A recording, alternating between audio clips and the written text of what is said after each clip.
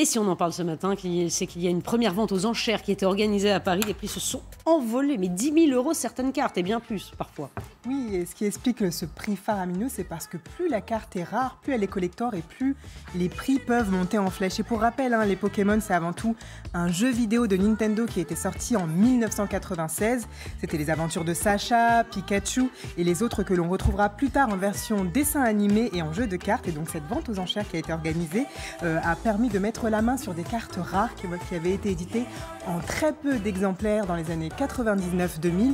Pour certains collectionneurs, eh bien, c'est l'occasion de dépenser beaucoup d'argent pour obtenir ces cartes qui sont des pièces précieuses.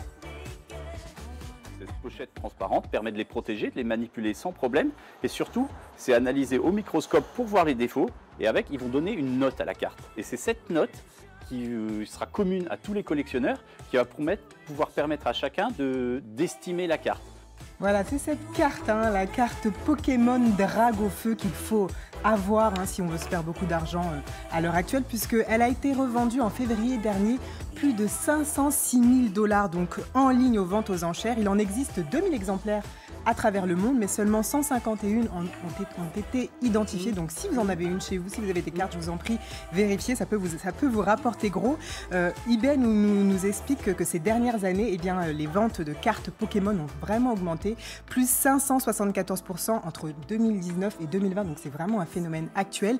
Et dernière image que je voulais vous montrer, un boxeur, il s'appelle Paul Logan, et regardez, il a brandi sa carte Pokémon, sa carte Drague au feu qu'il a réussi à obtenir, et il affirme qu'il l'a acheté 150 000 $ et que prochainement, si les enchères augmentent, eh bien, il pourrait la revendre 1 million $. Alors, pas question de la vendre pour le moment. Et si jamais vous avez cette carte à la maison, surtout, écrivez-nous à l'équipe de la matinale, on s'en occupe. Oui, bien sûr. C'est vrai, c'est très sérieux. Ne la revendez pas. Caddy s'en charge, elle vous la prend, la carte, elle vous la vend, il n'y a pas de problème. Bien sûr, merci. Envoyez-la nous surtout. 7h41 dans un instant, les confidentiels politiques.